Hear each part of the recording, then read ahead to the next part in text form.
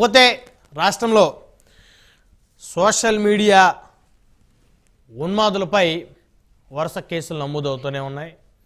ఇష్టానుసారంగా వ్యవహరించినటువంటి వ్యక్తులపై అదేవిధంగా నోటికొచ్చినట్టు మాట్లాడినటువంటి వ్యక్తులపై నోటికొచ్చినట్టు రాతలు రాసినటువంటి బూతు రాతలు రాసినటువంటి వ్యక్తులను అయితే ప్రభుత్వం అయితే వదిలిపెట్టే పరిస్థితి కనపట్లేదు. ఇకపోతే కూటమి ప్రభుత్వం కక్షతో వేధిస్తుందంటూ ఇటు వైఎస్ఆర్ కాంగ్రెస్ పార్టీ ఆరోపిస్తూ ఉంది. అదేవిధంగా సోషల్ మీడియా యాక్టివిస్టులపై పెట్టిన 301 సెక్షన్ వర్తించదంటూ పొన్నవోలు సుధాకర్ రెడ్డి గారు బహిరంగంగా మీడియా సమావేశం ఏర్పాటు చేసి చెప్పారు. అదేవిధంగా ఒక సోషల్ మీడియా యాక్టివిస్టుపై మల్టిపుల్ సెక్షన్ల కింద కేసులు నమోదు చేస్తూ ఉన్నారు. మల్టిపుల్ కేసులు చెల్లవని చెప్పేసి అయితే ఆయన అయితే చెప్తా ఉన్నారు. అదేవిధంగా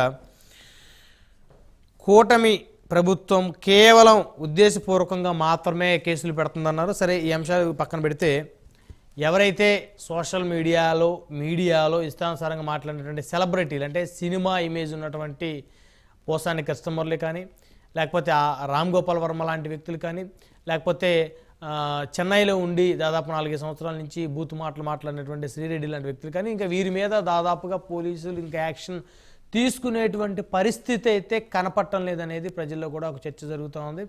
పోసాని అందరికీ క్షమాపణ చెప్పేసి ఆయన సైలెంట్ అయిపోయిన పరిస్థితి ఉంది. శ్రీరెడ్డి ఏకంగా నారా లోకేష్ గారికి ఒక లెటర్ రాసి, అన్నా లోకేష్ అన్న నాకు క్షమించన్నా, ఇంకెప్పుడు పొరపాటు చేయనన్నారు. మరి ఆయన క్షమించినట్టు ఉన్నారో ఏమో అదొక ప్రశ్నార్థకంగా మిగిలిపోయింది. అదేవిధంగా ఆర్జీవి అయితే ఏకంగా నిన్న రామ్ గోపాల్ వర్మ మీడియా యాజమాన్యులపైన, అదేవిధంగా కొంతమంది పర్టికులర్గా కొన్ని మీడియాల్లో కొంతమంది యాంకర్ల పైన కూడా కేసులు నమోదు చేస్తాను, అదే ప్రొసీజర్లో ఉన్నాను, నా టీం అంతా కూడా మొత్తం వర్కౌట్ చేస్తుంది, ఏ విధంగా ఎవరెవరికి నోటీసులు పంపించాలని. మరి పొద్దున్నే లేచి టీవీ డిబేట్లో పాల్గొని నేను నీలి చిత్రాలు చూడకుండా అసలు ఆ బెడ్ బెంచ్ నిద్రే లెగవనని చెప్పేసి మాట్లాడినటువంటి దౌర్భాగ్యమైనటువంటి మాట్లాడిన వ్యక్తి ఇక అంటే పోలీసులు ఆయనకి నోటీసులు ఇచ్చిన తర్వాత విచారణకు హాజరవ్వాలని చెప్పేసి మద్దిపాడు పోలీసులు ఆయన అడిగిన తర్వాత కనీసం ఆయన ఫోన్కి రెస్పాండ్ అవ్వకుండా స్విచ్ ఆఫ్ చేసి 2-3 రోజులు ఆయన పూర్తిగా అండర్ గ్రౌండ్ అయిన తర్వాత చాలా మీడియా సంస్థలు కానీ పత్రికలు కానీ ఆర్జీవి పరారనే రాశారు.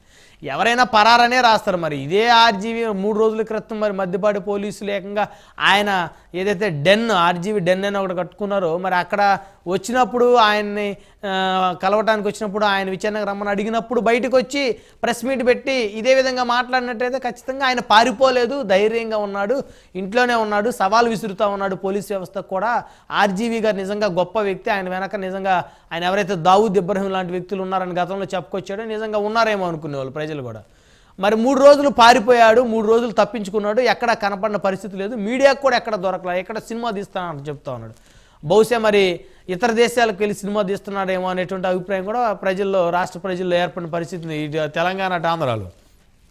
ఇప్పుడు బయటకు వచ్చేసి మీడియా యాజమాన్యాల మీద, కొంతమంది పర్టికులర్గా యాంకర్ల మీద మరి కేసు లేదు, వేసుకుంటే వేసుకోవచ్చు, దానికేం తప్పేం లేదు. ఆయన నోటీసులు ఇచ్చినంత మాత్రాన పోయేదేం లేదు. ఎందుకంటే ఉదయం లేస్తే బూతు రాతలు రాసిన వ్యక్తి ఆయన కాబట్టి ఆయన భయపడాల. అంటే చట్టాలకే ఆయన అంటే ఎంత గౌరవం ఇక్కడ అర్థమవుతుంది. అంటే నువ్వు తప్పు చేశావు అని ఎవడన్నా ప్రశ్నించినోడి మీద నేను కేసు వేస్తానని చెప్పేసి అనేటువంటి పరిస్థితికి ఈరోజు రామ్ గోపాల్ వర్మ వచ్చాడంటే అది చాలా దురదృష్టకరమైనటువంటి పరిస్థితి. అదేవిధంగా ఇక మిగతా ఇందాక మనం చెప్పుకున్న వాళ్ళని ఎవరిని కూడా ఇంకా పోలీసులు అరెస్ట్ చేసే పరిస్థితి లేదు. అమెరికాలో ఉండి తిట్టిన వాళ్ళని, ఆస్ట్రేలియాలో ఉండి తిట్టిన వాళ్ళని కూడా ఇంకా దాదాపుగా, ఎందుకంటే ప్రభుత్వం వారి పనుల్లో వారు ఉన్నారు కాబట్టి ఇక పోలీసులు నోటీసులు ఇచ్చి రమ్మన్నా వీళ్ళు ఎవరు వచ్చే పరిస్థితి లేదు కాబట్టి ఎక్కడన్నా దొరికిన వాళ్ళని తీసుకెళ్ళి అరెస్ట్ చేసి రిమాండ్కి అయితే పంపారు. కానీ ఇలాంటి పెద్ద వ్యక్తులు అంటే సమాజంలో పెద్ద మనుషులుగా చలామణి అవుతూ ఇష్టానుసారంగా వ్యవహరించే వాళ్ళని అయితే బహుశా ఇంకా వారిని ఏమీ చేసే పరిస్థితి ఉండదు, వారికి ఎలాంటి శిక్షలు పడే పరిస్థితి ఉండదు అనేటువంటి